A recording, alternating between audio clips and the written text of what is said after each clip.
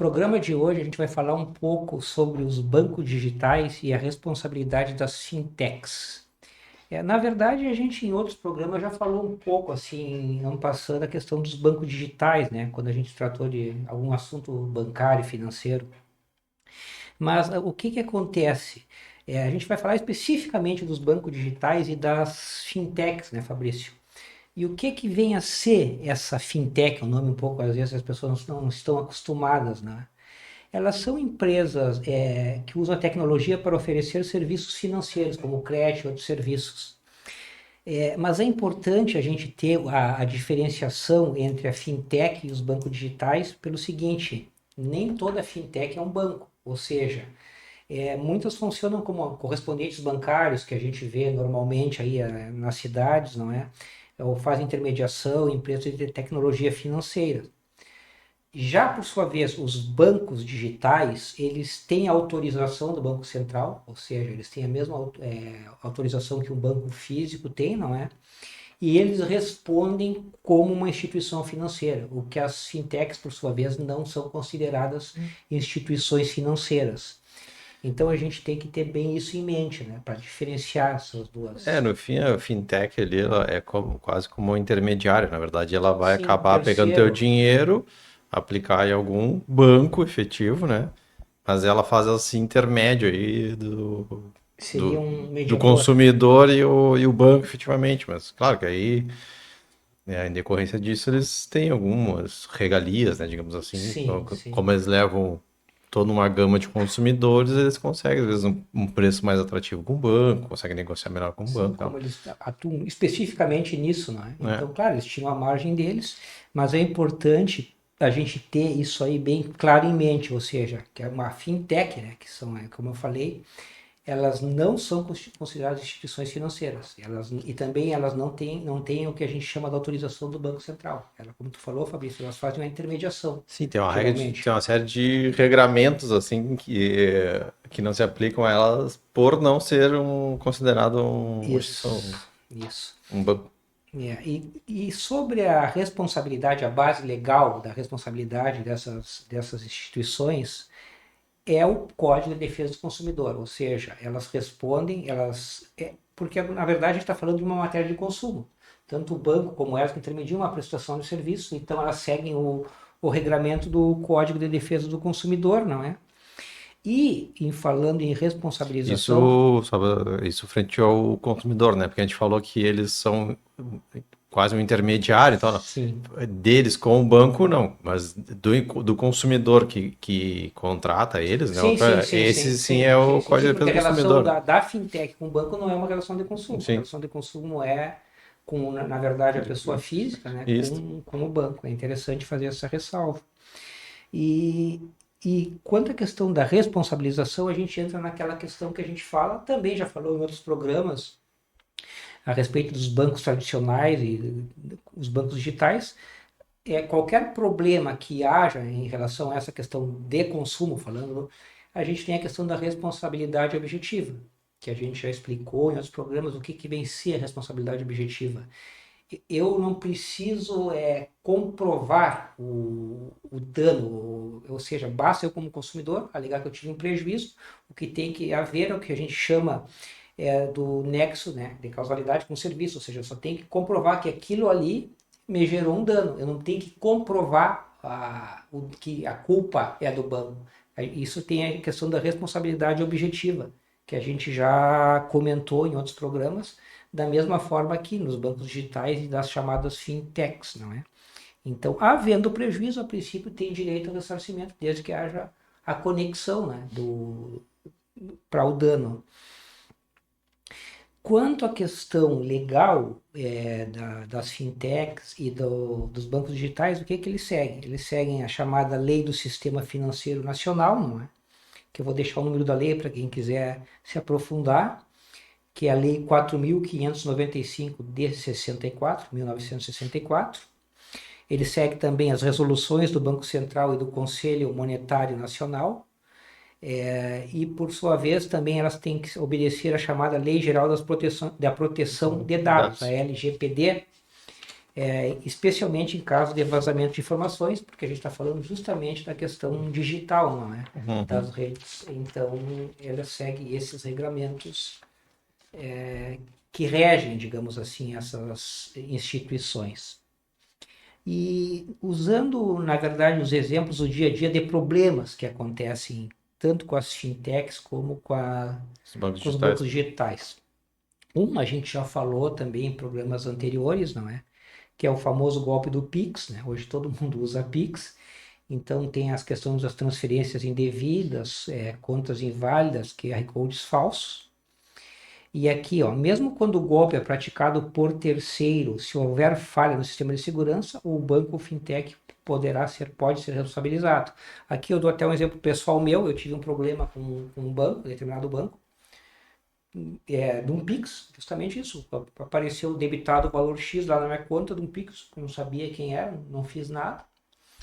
Fui ao banco, protocolei lá um termo que eles usam, não me lembro o termo, mas é uma queixa administrativa, registrei lá, eles se negaram a devolver.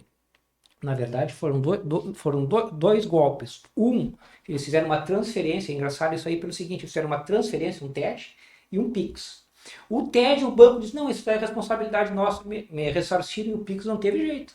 Aí tive que entrar na justiça mas é aquilo, foi reconhecido que um terceiro fez, o banco ele deveria prestar segurança, não prestou e o banco foi condenado. Então a questão do golpe do PIX, né, é um exemplo muito comum. Outro exemplo são as cobranças indevidas, né, mensalidades não autorizadas, ou seja, aquilo que a gente também já falou em outras questões de consumo. Taxas que eles cobram sem aviso e lançam débitos automáticos. Aquele débito automático também tem que haver a expressa autorização do correntista, do consumidor, para que seja debitado, Deve senão ter. não tem Uhum. validade. É importante, por isso que é importante às vezes tu ler o contrato, né? Que às vezes os contratos vêm com Mas as regras assim, ele pode ser debitado automaticamente, ou já prevê algum débito efetivo no meio daquele monte de cláusula, né? Com as letrinhas miúdas, né? Que eles adoram. E então é importante, né? Até porque em tese tem que ser grifado isso, né? Mas a gente sabe que nem sempre acontece. E é o Então problema daqueles contratos de adesão, né? Que às vezes a é, pessoa nem lê ali, mas ela aderiu. Então, a sim. princípio, ela. E aí nessa Tem questão, uma discussão, mas a princípio ela. essa questão dos golpes é até interessante porque com essa questão do mundo digital, de tu conseguir fazer tudo digital e tu não saber, né, de quem vem e tal, Sim, é um mundo à é, parte. se vê muito. Eu, particularmente, recebo um monte de ligação, cara, por dia, assim, dizendo: foi feita uma compra no seu nome, e aí o Sim. senhor entra em contato com a central, nós estamos entrando em contato e tal. Diz que um se reconhece a compra, diz que dois se não reconhece. E, cara, os bancos geralmente não fazem isso. Eles não fazem isso, assim. Em geral, isso é golpe, né? Do banco ligar para saber, para confirmar, fizeram a compra. Pensa nas vezes que tu já fez compras com um valor mais alto. Se chegaram a te ligar para confirmar, geralmente eles não ligam para te confirmar. No máximo, tu recebe lá, se tu Do autoriza, aplicativo, às vezes oferece ou uma notificação no aplicativo, ou SMS, né? Que alguns ainda ou no próprio WhatsApp, porque é importante a gente falar uma questão aqui, Fabrício, dessa questão que tu diz, tá? Que às vezes, geralmente dessas instituições financeiras, a pessoa tem que conferir que tem aquele verificado, né? Isso é importante, que é uma ferramentinha de verificado, ali tu sabe que realmente é instituição financeira. Então, agora ligar, não. E eles são vários os golpes, assim, as pessoas não sabem o a gente pode recomendar. É que assim, ó, fizeram a compra no teu cartão. Cara, se fizeram a compra no teu cartão de débito, é um banco digital, entra na tua conta digital. Sim, Entra na conta digital, dá uma confere olhada. ali se Foi foi debitado debitado. mesmo? É um cartão de crédito. Entra no aplicativo do cartão de crédito, olha se foi debitado Sim, ali. É importante a pessoa acompanhar isso porque para ver se nos órgãos oficiais, digamos assim, porque o aplicativo é o oficial onde tu opera, onde tu sim, é vê o que banco, entra, onde banco. tu vê que paga e tal.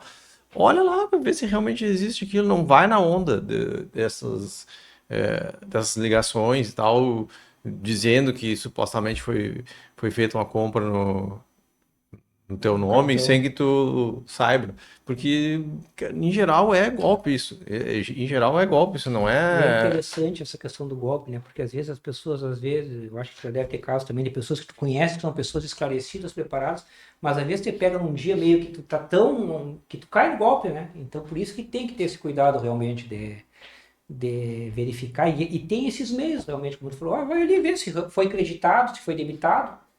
Bom, aí tu tem os procedimentos, todos aqueles que a gente já falou também em outros programas, né? De contestar, de buscar, enfim. E teve um caso, eu vou aproveitar para falar, já que a gente entrou, eu sei que não é bem o Sim, mas foco, não deixa de ser que, afim. cara, tem um negócio assim, ó, o telefone quando é fixo, hoje em dia quase ninguém usa, mas na Aham. época do telefone fixo, e não faz muito tempo que aconteceu isso comigo, ele não desliga, só o telefone fixo desligava a ligação. Então o que que eles faziam? Eles entravam em contato contigo, diziam que, ó, eu tenho que entrar em contato com o banco, número tal, papapá. Tu É, desliga tu e desliga eles e liga de novo e eles estão segurando na linha. E aí tu claro, não sabe atende que. talvez com outra pessoa ali com E outro aí, horário. tu liga, tu olha o número atrás do cartão, diz que aquele número atrás do cartão, atende, mas eles não saíram da linha Tá? ainda. São os E aí mesmos tu começa a e eles falar como. confirmam o golpe. E eles Não, tá confirmam. tudo Como não, é autorizado. aqui na central e tal, e aí eles pegam senha, pede pra te dar senha e tal. Cara, sabe? Então são coisas que tem que tomar cuidado hoje em dia, né? Dessa questão de golpes. Mas é sempre bom confirmar nos meios, assim, oficiais, né? Sim, sim. Outra questão também de problemas são problemas de acesso aos aplicativos, né, e travamento de contas.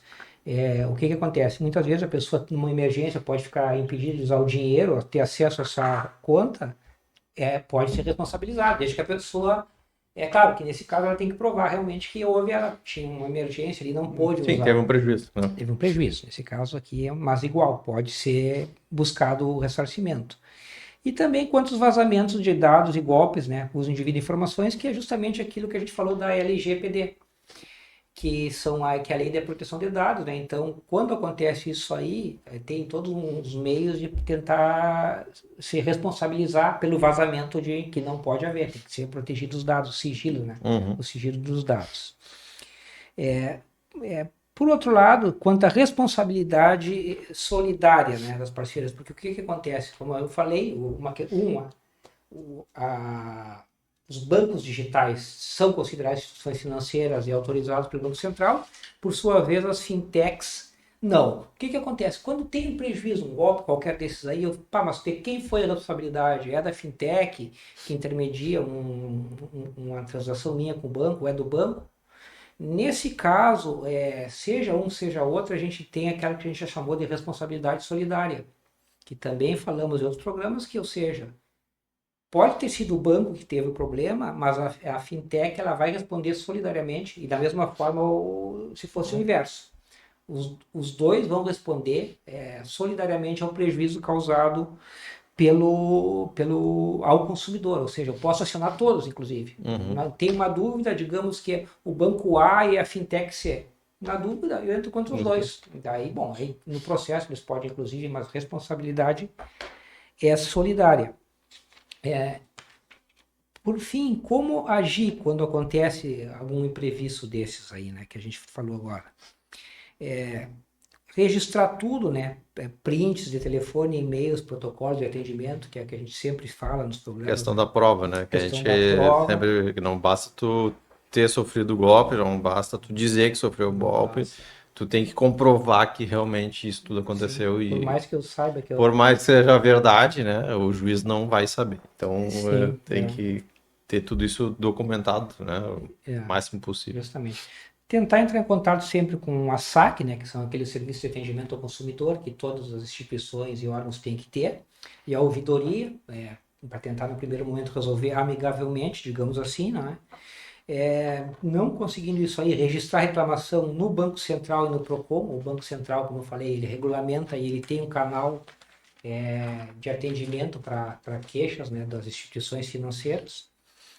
Não havendo isso aí, não tendo êxito, buscar a justiça. Como eu falei, pode ser através do juizado especial ou através da justiça comum, porque muitas questões dessas eu posso tentar reaver o prejuízo, mas eu não posso, se eu tive algum dano, que a gente sempre fala, um dano moral, me senti lesado, esse dano eu só vou poder buscar na justiça, como através de um processo, eu vou poder me ressarcir desse dano, não é? Sempre lembrando também, que a gente já falou, que não necessariamente eu tenho que passar por todos esses estágios. Se eu me incomodei, não quero me incomodar com isso aí, eu tenho direito e vou entrar na justiça direto. Pode ser, Sim. não precisa ver essa. Sim, não precisa passar pelo ouvido. As provas precisam ainda, né? De Isso. qualquer forma, as provas são determinantes. O resto de contratar o saque, essa questão da ouvidoria, Banco Central e tal, é uma etapa que pode ser pulada. Mas essa questão das provas é importante de qualquer jeito. Justamente. E em caso de vazamentos de dados, como a gente falou, né, é comunicar a ANPD, que é a Agência Nacional de Proteção de Dados, né, que vai verificar isso aí, se houve realmente vazamento de dados. E finalizando, quais são as tendências e desafios futuros, não é? Percebe-se que nas discussões, né, que pode ver o aumento das decisões judiciais reconhecendo a responsabilidade das fintechs, que são esse órgão que a gente falou, intermediário, não é? O crescimento da regulação do Banco Central sobre os open banks, né, que são esses bancos digitais, e segurança digital e a inteligência artificial, que está em tudo, não seria diferente não estar aqui. E como a gente sempre fala, né, a importância da educação financeira e digital para o consumidor, que a gente inclusive já divagou aqui em outros programas, que todo mundo aqui do programa, tanto eu, tu como a Ana, a gente entende que deveria haver uma cadeira, né, de educação financeira já na Na escola, né, escola. no início lá, que pode preparar o cidadão para evitar transtornos futuros, não é? Sim. Então, Assim como a digital, né? Que hoje em dia, então, claro que sim, sim, esse pessoal mais novo já, já já, já, conhece. O pessoal mas mais não quer dizer antigo já mais, ainda tem bastante dificuldade assim justamente, para lidar é. com isso. Mas assim, basicamente a gente queria falar mais especificamente dessa questão dos bancos digitais e das fintechs, não é? Então, basicamente a gente deu um panorama geral, não é, sobre o tema e espero que tenham gostado e como sempre a gente fala, se gostaram deixa o like aí, que é uma maneira que vocês nos ajudam sempre. Se inscrevam no canal também, é importante, se está passando aqui, gostou e não é inscrito, se inscreve, que nos ajuda bastante também. Querendo deixar pauta, sugestões, comentários são sempre bem-vindos. Nos sigam nas redes sociais, aqui no YouTube, temos o Facebook, Instagram e TikTok.